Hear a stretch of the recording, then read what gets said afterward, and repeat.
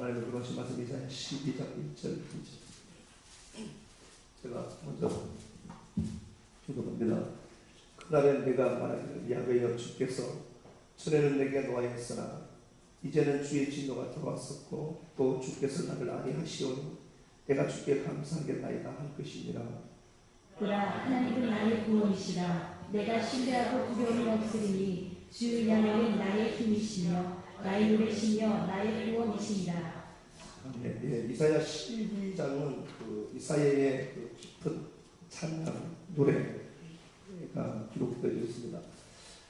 그러니까 이 지금 상황이 변화가 된 건 하나도 없는데 그 이사야가 하나님을 노래하고 있어요. 이 본문을 우리가 보면서 지금 이사야 7장을 한번 가보도록 하겠습니다. 다시 불러야 할 그 노래 말씀의 제목으로 말씀을 나눴는데 배경들을 한번 제가 설명을 하고 이 상황이 어떤 상황인가를 한번 들여다보도록 하겠습니다. 이사야 7장 1절을 보면요, 자, 한번 읽어보실래요? 우시아의 손자요 요담의 아들인 유다의 아하스 왕 때에 아람의 르신 왕과 르말리아의 아들 이스라엘의 베가 왕이 올라와서 예루살렘을 쳤으나 능히 이기지 못하니라. 예, 그 유다 왕 아하스가 나오고 북이스라엘 왕이 나오죠. 북이스라엘 왕 베가가 나오고 아람 왕 르신이 나오는데 이 두 나라가 연합을 해서 유다를 치게 되는 장면이 나옵니다. 그런데 2절을 이렇게 보면은요, 이 당시에 백성들 전체가 유다 전체가 혼란에 빠지게 되죠. 그래서 바람에 흔들리는 나무 같다, 바람에 흔들리는 나무 같은 자들로 그려내요. 그러니까 얼마나 큰 공포가 있었겠어요, 이 사람들이. 그러니까 보여지는 상황들이 암울하고 굉장히 고통스럽단 말이에요. 그런데 아하스가 할 수 있는 게 아무것도 없었던 겁니다. 그 아하스가 보니까 그때 당시에 북이스라엘의 상황이 바람에 흔들리는 나무 같다고 한마디로 이야기를 해요. 그러니까 굉장히 고통스럽다는 거잖아요. 그런데 하나님은 또 이렇게 말씀을 해요. 7절 한번 가볼게요. 7절. 주 야훼의 말씀이 그들은 서지 못하며 이루어지지 못하리라. 네, 하나님의 말씀이 들려요. 계속해서 하나님의 말씀은 들리고 있습니다. 들리는데 얘들이 니들을 치러 오는데 얘들이 자기들이 합력하고 힘을 합치고 연합 동맹을 맺어서 니들을 칠 텐데 두려워하지 마라. 얘들이 치러 오지 못할 거야. 니들 건들지 못한다라고 되어 있잖아요. 그러니까 이 거친 환경들이 있는데 그 환경에는 넘어지지 않을 거야 라고 되어 있죠. 하나님 말씀이 계속해서 들려요. 그럼에도 불구하고 환경에 압도된 이 인생들이 하나님의 말씀을 듣지만 믿지는 못하는 거예요. 하나님이 말씀을 주시잖아요. 야, 괜찮아. 니들 괜찮을 거다 라고 얘기했는데 이 당시에 그 거친 환경을 만난 저 이스라엘 백성들은 좌절하고 낙심하기 시작을 하는 거예요. 그런 상황이 되어서 유다 왕 아하스가 어떤 결론을 내리는가 보니까 얘들보다 더 힘센 사람을 끌어들입니다. 그게 아수르였던 거예요. 우리가 참 잘하는 행동이잖아요. 인생 살면서. 그러니까 나보다 더 나를 공격하는 그를 회피하고 그를 이기기 위해서 나보다 더 힘센 누군가를 자꾸 찾으러 다니는 거예요. 똑같은 거예요. 그죠? 아수르를 찾으러 다닙니다. 그리고 아수르와 연합 동맹을 맺게 돼요. 이런 기가 막힌 상황입니다. 그러니까 상황은 변화되지 않고 아하스는 하나님의 말씀이 들림에도 불구하고 그 말씀을 따라가지 못하고 그냥 단지 말씀이 지식적인 차원에서로만 들리는 거예요. 그리고 여전히 그는 삶의 패턴이 어떤가를 보니까 자기보다 더 힘이 센 누군가를 자꾸 찾으러 다니는 거예요. 이게 우리의 모습이잖아요. 똑같은 거예요. 그렇게 있더라. 자, 8장으로 또 넘어가 보겠습니다. 8장에서 그러면은 왜 그렇게 유다 왕 아하스가 아수르를 찾으러 다녔는가를 보니까 나와 있네요. 8장 5절. 야훼께서 다시 내게 말씀하여 이르시되 이 백성이 천천히 흐르는 실로아 물을 버리고 르산과 르말리아의 아들을 기뻐하느니라. 예, 유다 왕 아하스가 판단을 어떻게 하는가 보니까 하나님은 잠잠하게 실로암이죠. 실로암에 흐르는 물 같은 거예요. 그러니까 전에도 제가 말씀을 드렸지만 하나님은 그렇게 역동적으로 일하고 역사하는 것으로 나타나지 않는 거예요. 그러니까 하나님이 잠잠해 보이는 거예요. 그렇게 그 하나님을 불러도 하나님이 잠잠해 보이는 겁니다. 그런데 우리가 아는 것처럼 7절 한번 가볼게요. 7절. 그러므로 주 내가 흉용하고 치밀한 큰 하스 곧 아스르 왕과 그의 모든 위력으로 그들을 뒤덮을 것이라. 예, 자 이렇게 되어 있습니다. 그 아수르라고 하는 그 상황, 아수르를 어떻게 이 아하스가 설명을 하는가 보니까 흉흉하고 아춤이라는 그 나라가 흉흉한 게 아니라 거친 폭포수로 보는 거예요. 폭포수. 하나님은 이렇게 졸졸졸 흐르는 시냇물로 그려내고 그 아수로 눈에 보이는 아수로가 무언가가 내게 대박을 줄 것처럼 보이는 거예요. 한 방이 있다고 생각하는 거죠. 착각하는 거예요.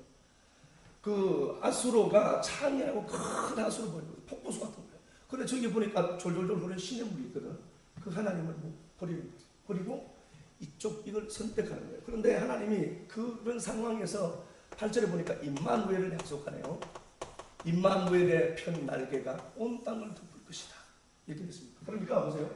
기가 막힌 상황이고 그가 환경을 쫓아가죠. 하나님 말씀이 들림에도 불구하고 하나님 말씀을 따라가지 않습니다. 따라가지 않고 그가 자기보다 더 힘이 센 누군가를 찾아서 그와 동맹을 맺어요. 근데 역사 속에서 보이긴 이게 힘이 있어 보이거든요.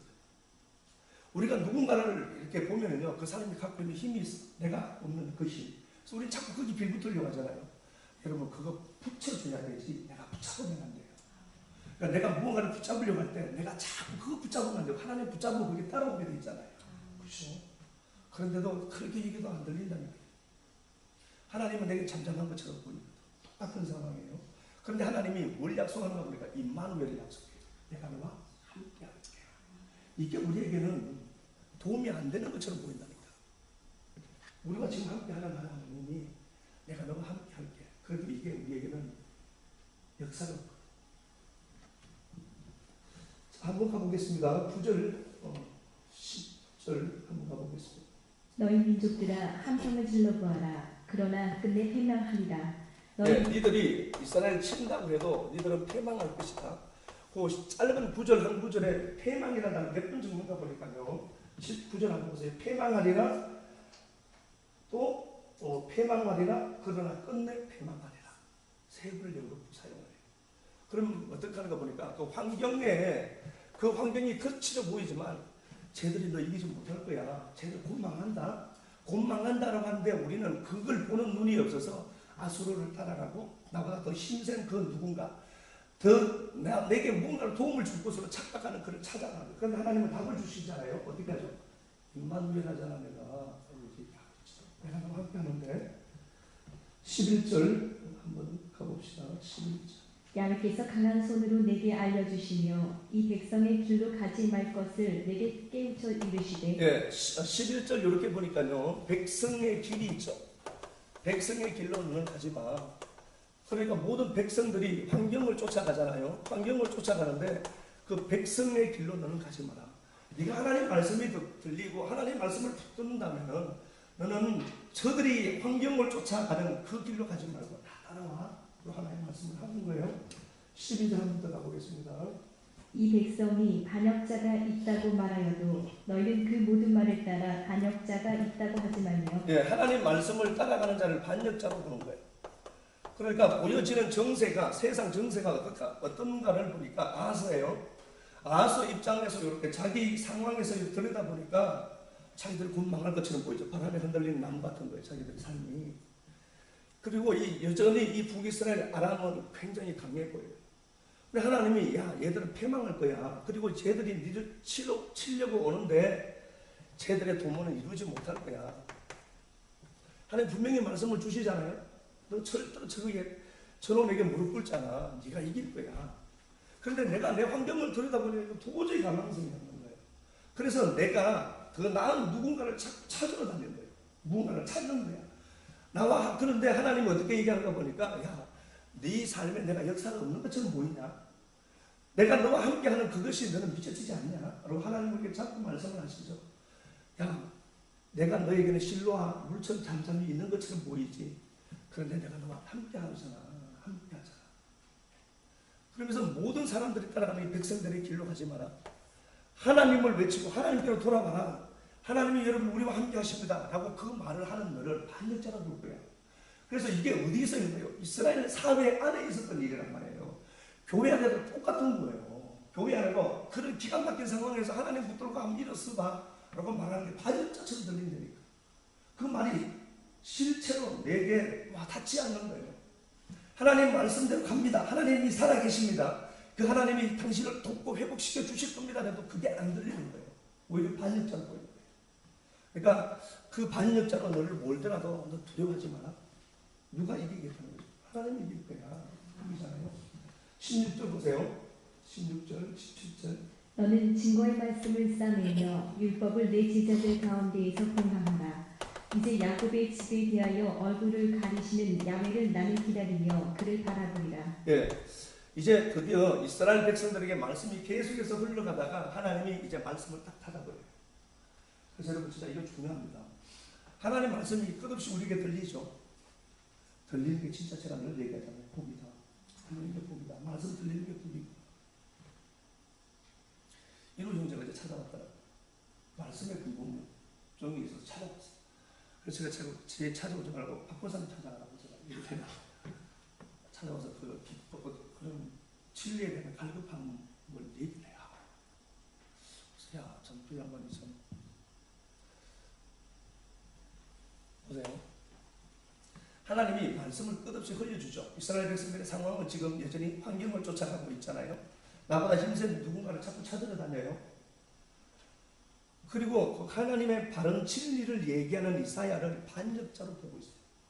반역자처럼 얘기할 거다.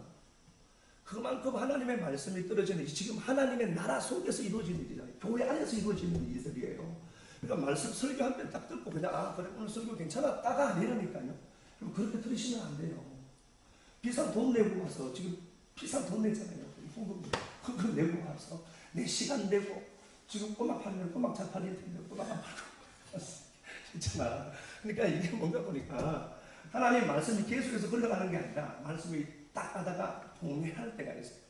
그러면 제에게는 내가 말씀 흘리지 말아야지 딱 닫아버린다니까요. 그 말씀을 받는데요. 두 가지가 있죠.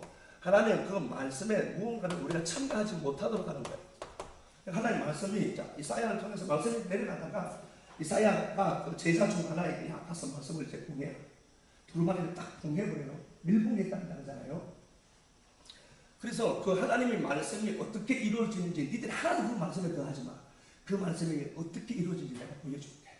하나님이 자기를 확정하는 거야. 야, 내가 한 말에 니들 아무것도 참가하지 마. 그래서 그 두루마리 자체를 말아서 봉해버려요. 풀지 못하도록. 왜 그런가 보니까 하나님이 말씀을 친히 이루실 것이다. 또 하나는 뭐죠? 하나님 말씀이 안 들리게 하는 거예요. 말을 해도 그 사람들이 듣지 않으니까 들을 귀를 닫아버립니다. 루시죠. 그죠? 루시죠. 말씀을 닫아버립니다. 그래서 말씀을 닫아버리니까 말씀이 들리지 않으니까 이 사람들이 이게 지어줍니다. 자, 볼게요.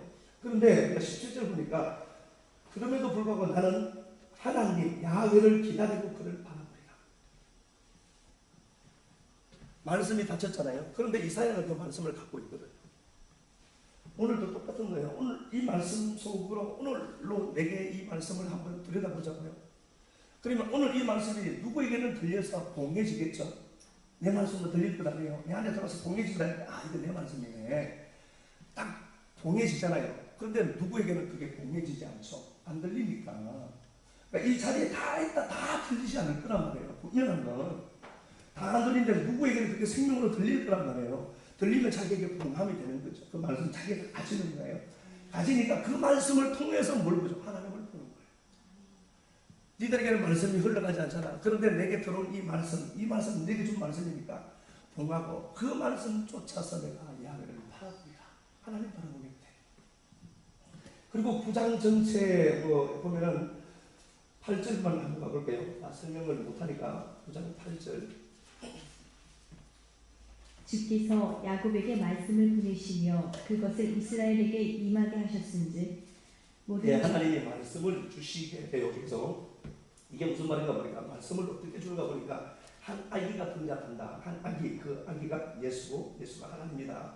그걸 계속해서 설명해가지고 우리 인생에 어떻게 하나님의 계획이 어떻게 이루어지는가. 우리는 지금 당장 급하잖아요. 현실적인 문제잖아요. 그런데 주님은 한 아기를 시작해서 이루겠대. 예수 그리스도가 아기로 태어나서 장성하고 하는 많은 과정들이 있거든요. 그런데 그 말씀을 주시는 게 우리에게는 어떻게 들리는가 보니까 내게는 곧바로 어떤 역사가 있을 걸 우리가 기대하자는 사실이요. 그런데 하나님은 야 내가 너희 지금 일하고 있잖아. 그 방법대로 내 방법대로 일하고 있잖아. 라고 설명하는 거예요. 10장 그렇게 의지했던 이사야 아수르가 어떤 존재인가 10장 5절 한번 가보겠습니다. 아수르 사람은 화 있을진저 그는 내 진을 막대기요 그 손의 몽둥이는 내 분노라. 예, 이 아수르가 강성한 것이 하나님이 그 아수르를 강성하게 했다라고 하죠. 그러니까 아수르의 강성함, 그 강성함을 갖고 하나님이 뭔가 할 게 있대요. 그러니까 누군가에게는 그걸 갖고 몽둥이로 채찍질로 만들어서 저 아수르를 갖고 우리에게 뭘 하나님이 교육시키는 재료로 사용하겠다고 하잖아요. 우리가 그렇게 붙들고 싶어하는 그것들이 마침내 우리에게 몽둥이로 돌아오는 거예요. 그래서 진짜 이걸 믿어야 된다니까. 내가 그렇게 붙드는 거 있죠. 그게 돈이면 돈이 나 튄다니까요. 그건 날 바로 세우기 위한 하나의 도구일 뿐이지 돈도 생명도 이 모든 역사 속에 있는 이 모든 것들은 나를 온전한 크리스찬으로 온전한 그리스도로 만들기 위한 하나님의 노력과 열심이지 그것들이 목적이 되면 안 된단 말이에요. 그 얘기하는 거, 야 니들이 그렇게 아수르 좋다고 쫓아다니잖아. 쟤들도 때리는 막대기일 뿐이야. 그 얘기하잖아. 25절 가볼게요. 24절. 그러므로 주 15절 갔다가 한번 가봅시다. 도끼가 어찌 찢는 자에게 스스로 자랑하겠으며 톱이 어찌 캐는 자에게 스스로 큰 체하겠느냐. 예, 얘들은 도끼일 뿐이고 얘들은 톱일 뿐이다. 톱은 스스로 작동하지 못하잖아. 도끼가 중요한 게 아니라 도끼를 사용하는 내가 중요하잖아. 얘기하죠. 그러니까 얘들은 하나의 도구일 뿐이지 쟤들이 갖고 있는 힘 보지 마. 따라가면 는다고 하잖아요.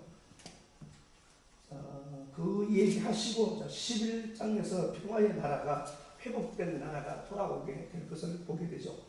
그러니까 여기도 보니까 6절에 보니까 뭐 표범이 염소가 넣고 독사물에 손 넣고 막 이렇게 이제 천년 시대를 우리가 또 얘기하는 것도 맞죠. 그런데 여기에 천년 시대가 지금 우리가 지금 갖고 있는 게 천년 시대잖아요.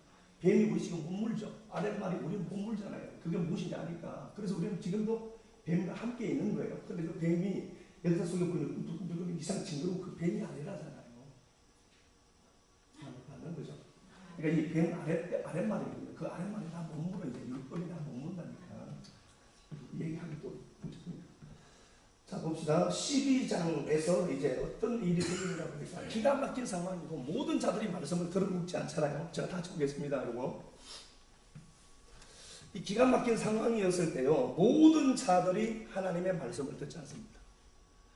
여전히 환경은 변화된 게 하나도 없습니다. 북이스라엘과 아람의 연합군이 있고 아수르에게가 북을 하고 있어요. 이런 기가 막힌 상황인데 변화된 게 하나도 없습니다.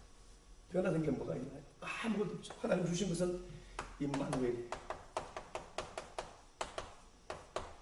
잠잠하신 것 같아요. 임마누엘인데 이 이사야는 자기에게 들려진 그 말들이 있거든요. 말씀이 있거든요. 그 말씀을 붙들고 하나님을 찬양하기 시작해요. 바뀌어진 게 있습니까? 오늘 이 본문을 보니까 이전에 이렇게 되어 있잖아요. 하나님을 어떻게 소개하는가 보니까 보라, 잘 봐, 얘기죠. 잘 봐. 하나님이 내 구원이고 하나님이 나의 힘이고 하나님이 나의 노래다. 5절 야훼를 찬송할 것은 극히 아름다운 일을 하셨으니 이를 온 땅에 알게 할지어다. 6절에도 찬양을 부를 것을 자기와 함께 그 노래 부를 것을 초청하네요. 시온의 주민들아, 두려워 떨고 있는 그 환경에 잡힌 그 주민들아, 소리 높여 하나님 찬양하자. 이스라엘 거룩하신 이가 너희 중에서 크신 이니라 할 것이라. 찬양을 함께 하기를 수고해. 바뀌어진 환경은 전혀 없음에도 불구하고 이사야가 찬양합니다. 하나님을 찬양하면서 하나님이 나의 구원이에요. 나의 구원이고 나의 하나님이고 나의 노래다. 그러니까 그 하나님 다시 우리 다 함께 찬양하자. 바뀌어진 게 있습니까? 아무것도 없어요. 바뀌어진 것도 아무것도 없고 환경이 어떻게 회복될 기미조차도 전혀 없습니다. 그럼에도 불구하고 찬양합니다. 왜 찬양하죠? 그래서 우리가 찬양하고 감사하는 이유가 내 환경에 어떤 변화가 있어서 한다면 여러분 아직도 초짜입니다. 내가 하나님을 찬양하는 이유와 목적이 하나님 당신 자신이기 때문에 찬양합니다. 환경과 상황은 여전히 그대로임에도 불구하고 변화되고 바뀌어진 게 하나도 없어요. 그래도 하나님이 해답이고 하나님이 구원이에요. 하나님이 구원이랍니다. 이 상황에서 건져지는 환경에서 건져지는 구원이 중요한 게 아니고 그 환경에서 건져지는 구원이 없더라도 내 구원은 당신이잖아요를 고백하는 거예요. 그 고백의 찬양에 야 니들이 나와 함께 그 찬양 좀 하자. 하나님 찬양 좀 하자. 하나님이 답이거든. 하나님이 찬양이에요.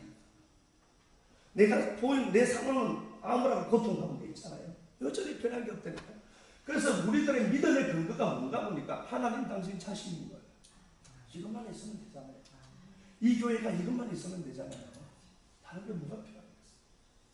하나님 우리 삶에도 회복을 주시겠죠 당연히. 그러나 회복 주시는 하나님 분명하시지만요. 이사야가 우리에게 이렇게 고백하죠. 기가 막힌 상황을 만났지만 그 모든 환경에서 건져주는 그 구원을 노래하지 않고 하나님이 구원이고 하나님이 찬양이에요. 하나님 당신만 있으면 되는 겁니다. 당신이 구원이니까.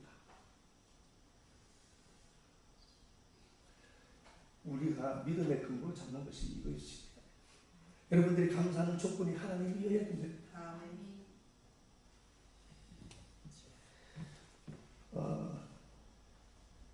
말씀 하나 가볼까요? 이사야 55장 한번 가봅시다. 55장 한번 이사야 55장 1절.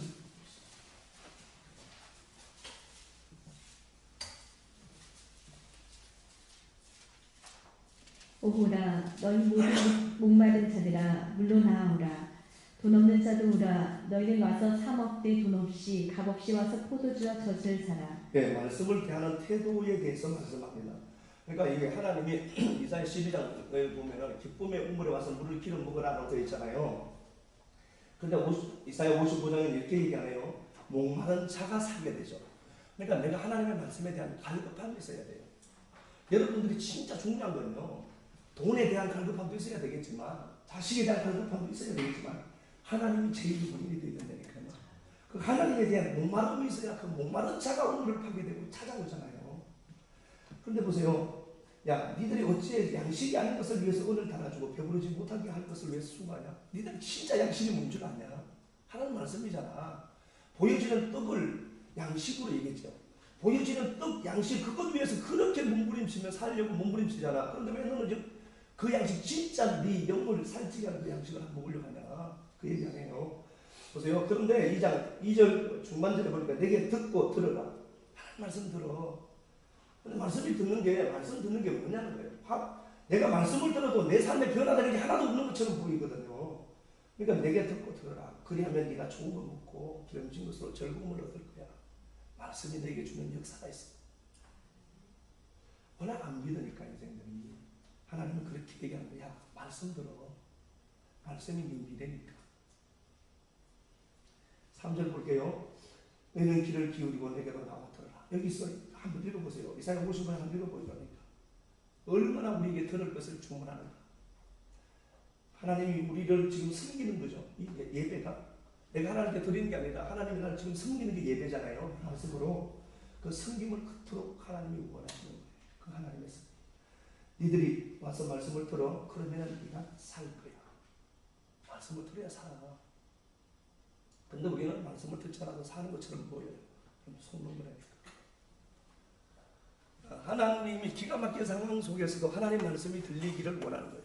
임마누엘이고 보여지는 게 아무것도 없습니다. 찬양할 조건도 없고 감사할 조건도 재료도 없는 것처럼 보여요. 그런데 하나님이 감사하고 하나님이 찬양이 되면은 하나님 찬양하는 거예요. 이스라엘 백성들이 이집트에서 나와요. 이집트에서 출애굽합니다. 출애굽해서 목적지 가나안 땅까지 가죠.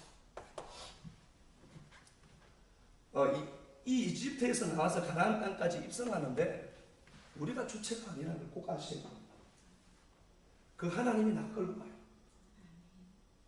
그러면 누구 길이에요? 하나님이 갈 길이지. 여러분이 갈 길이 아니라니까. 그런데 역사 속에 보여지는 것은 누구 길이에요? 내 길이거든. 하나님이 약속을 했어요. 야, 가나안 땅 간다. 그 약속했어. 그러면서 하나님이 이집트 땅에서 끌어낼 때부터 구름기둥, 불기둥으로 인도를 해요. 이 두 기둥이 있었던 게 아니라 하나가 그거예요.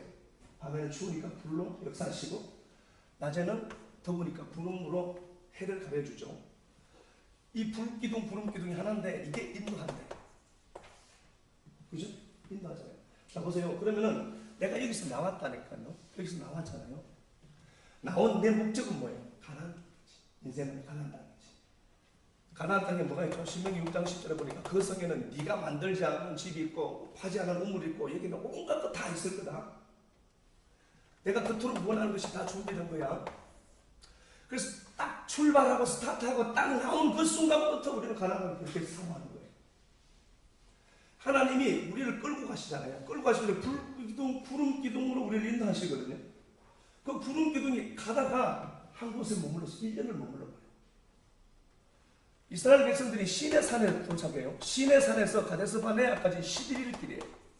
그러니까 지중해가 있고 여기 이집트잖아요. 이집트에서 탈출해 나온 그들이 여기 가데스 바네아가 바로 밑부분이거든요. 시내 산에서 하나님 말씀을 받고 나온 여기까지가 11일밖에 안 걸리는 거래요. 보세요. 11일 만에 갈 수 있는 길이라니까. 그런데 시내 산에서 1년을 머물러 버리네. 나는 여기가 그렇게 가고 싶은데. 난 여기가 진짜 이게 소원이거든요. 여기는 돈이 있거든. 여기는 건강이 있거든. 여기는 자식 잘 되는 것들이 있거든.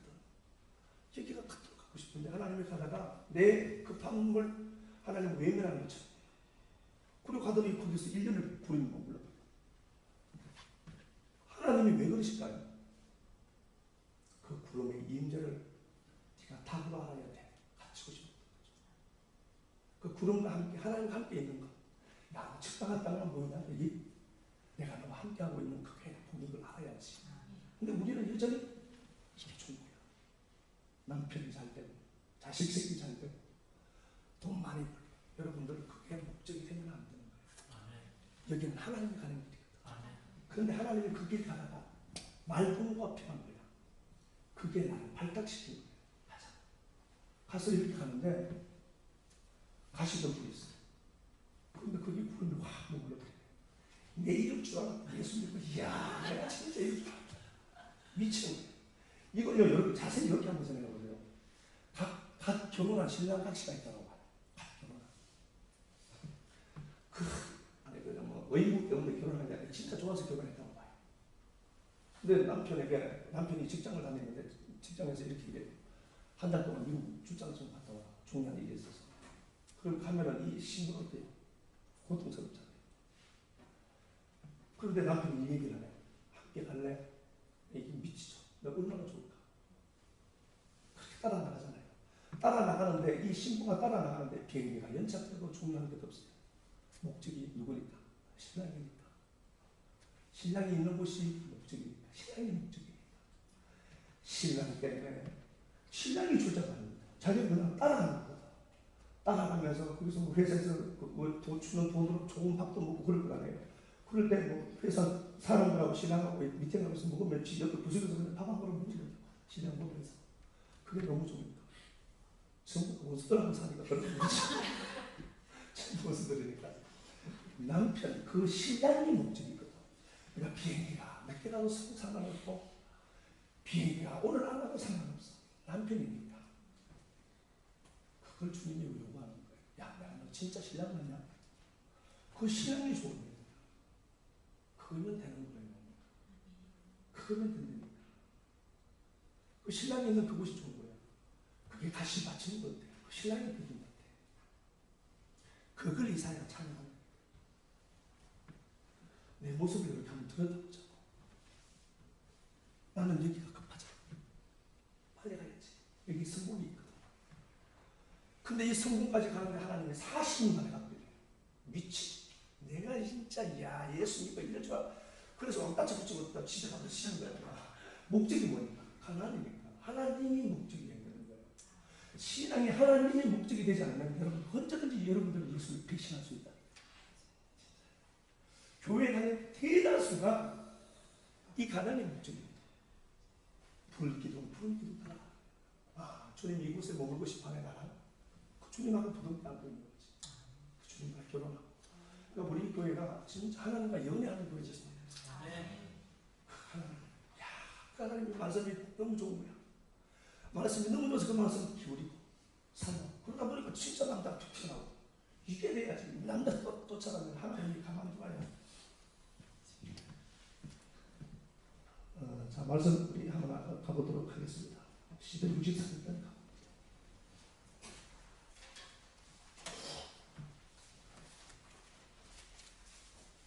시편 63편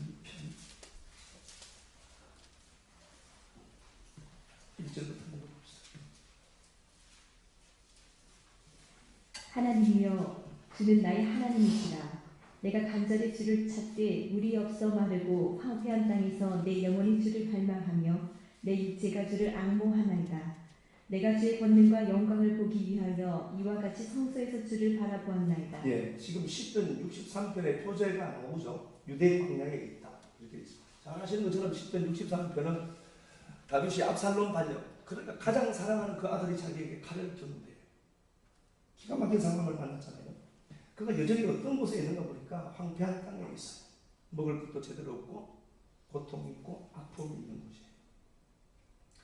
그럼에도 불구하고 4절에 그가 이렇게 고백합니다. 내 평생에 주를 찬양할 거다. 바뀐 게 있습니까? 바뀐 게 하나도 없습니다. 단지 바뀐 건 뭐죠? 하나님이 목적이고 하나님이 해답이구나를 찾은 거예요.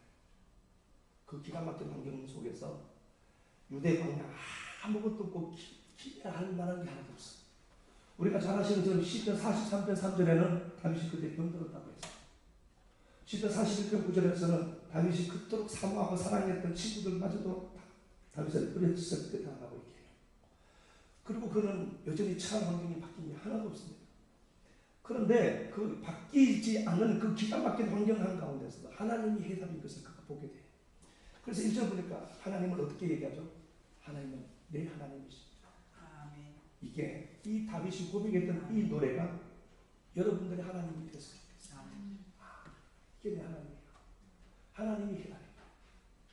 상황이 바뀌고 변화가 생긴 게 아니라니까요. 그 상황이 바뀐 상황 때문에 찬양하는 게 아니라니까요. 하나님이 찬양하는 거예요. 하나님이 목적이구나. 2절에 보니까 그 광야가 성소다라고 고백을 해요. 광야예요.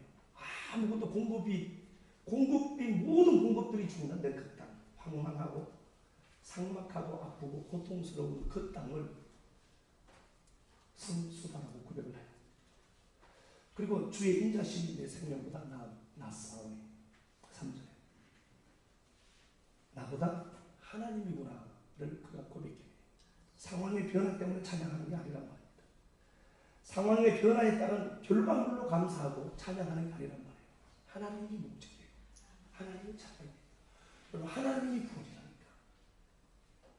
바뀌어진 하나도 없지 않은 그 하나님이 구원인 거예요. 이 말씀을 보면서 사도행전 16장에서 한 번만 가보겠습니다. 이거 우리가 잘 아는 말씀인데요. 사도행전 16장.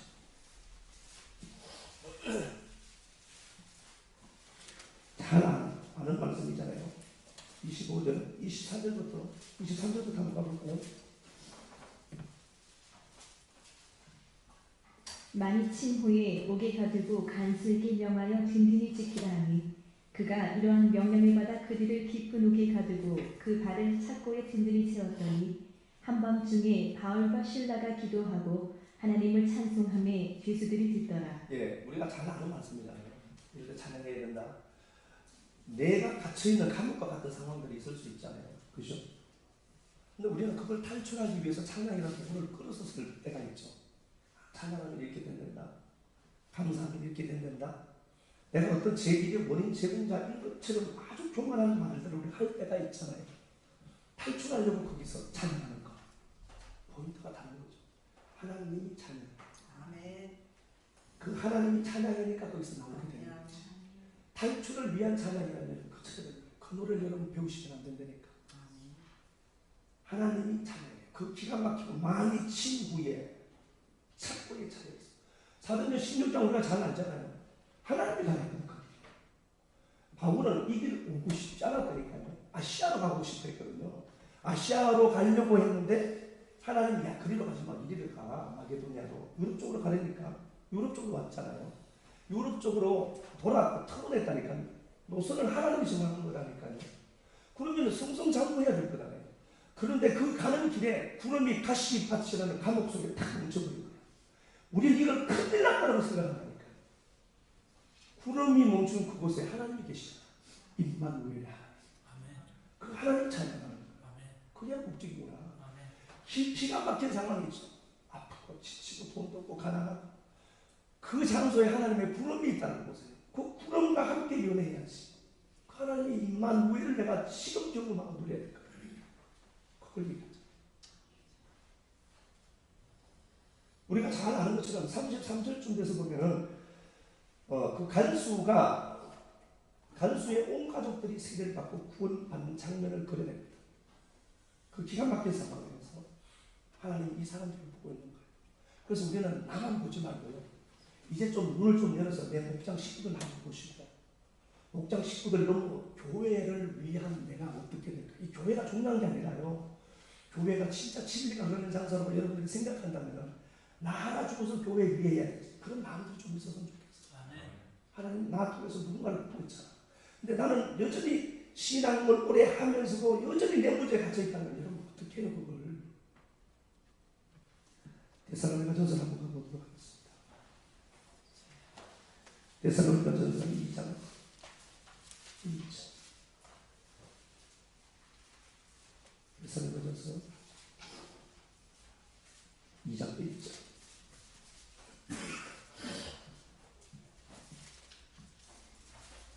형제들아 우리가 너희 가운데 들어간 것이 헛되지 않은 줄을 너희가 친히하나니 너희가 아는 바와 같이 우리가 먼저 빌립보에서 고난과 능욕을 당하였으나 우리 하나님을 힘입어 많은 싸움 중에 하나님의 복음을 너희에게 전하였노라. 예, 이 상황이에요. 감옥에 갇혀 있다가 데살로니가로 넘어가잖아요. 사도 바울이 데살로니가에 가서 그가 고백을 해요. 우리가 빌립보에서 이토록 큰 고통당했다. 그런데 이긴 원인을 어떻게 잡고 있나 보니까 우리 하나님이었어를 고백하죠. 환경에서 해결된 게 아니라 우리 하나님이 답이었던 거야. 그걸 고백하죠. 우리 하나님인 그 복음을 또 데살로니가에게 나누는 거예요. 그죠? 그러니까 이것만 있으면 되는 거예요. 이 교회가요. 이것만 있으면 된다니까. 하나님이 목적이고 하나님이 감사하네. 하나님이 찬양이네. 이것만 있으면 교회는 돼요.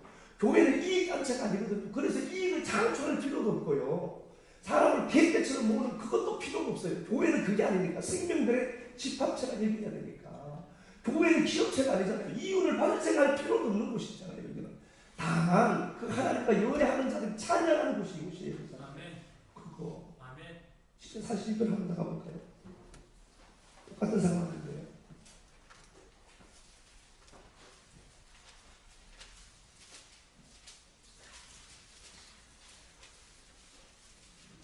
진짜 42편도 잘 알잖아요. 압살롬 다니는 것이 이제 얼마나 그가 하나님을 찾는가. 1절에 그러네. 목마른 사슴이 시냇물을 찾기 갈급한 같이 내가 하나님 찾는 환경 해결이 아니라 하나님 찾는 하나님을 찾는 사람들이 그렇게 얘기하네요. 네 도움이 어디 있느냐 막 그렇게 얘기한다 하잖아요. 8절 보면 낮에는 야훼께 그의 인자심을 베푸시고 밤에는 그의 찬송이 내게 있어 생명의 하나님께 기도하리라. 바뀐 게 하나도 없어도 그가 찬양해야 될 이유를 알아요.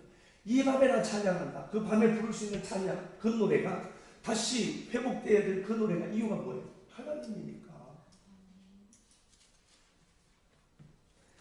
여기 35장 갔다가 보고 마치도록 하겠습니다. 여기 35장 1절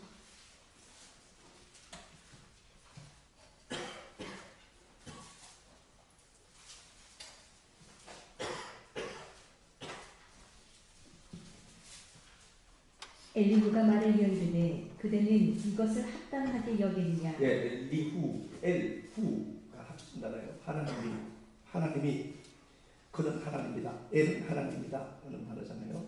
그가 이런 고백을 해내요. 10절 한번 가보겠습니다. 10절. 나를 지으신 하나님은 어디 계시냐고 하며 밤에 노래를 주시는 자가 어디 계시냐고 말하는 자가 없구나. 땅이 짐승들 다시 9절 10절 다시 한번. 욥기 35장 9절 10절.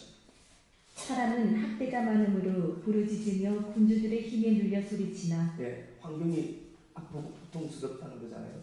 환경 때문에 고통스러워하지만 또 나를 지으신 하나님은 어디 계시냐고 하며 밤에 노래를 주시는 자가 어디 계시냐고 말하는 자가 없구나. 예, 이 노래 가르쳐 주는 자가 없네. 이렇게 고백하죠. 밤에 불러야 될 노래가 무엇인지 가르쳐 주는 자가 없구나. 하나님이 목적이어야 합니다. 하나님이 여러분 본입니다. 환경과 상황의 변화에 의한 그 어떤 것들 때문에 감사하는 것이 아니라 하나님이 구원이시고 하나님이 해답이시구나. 이 노래, 밤에 불러야 될 그 노래를 가르쳐주는 자가 없구나. 누가 내게 좀 가르쳐줘. 오늘 이 말씀을 들은 여러분들이 이 노래를 다시 불러야 될 그 노래를 고백하고 누구인가 나누어주는 귀한 삶 살았으면 좋겠습니다. 주님 찬양합니다.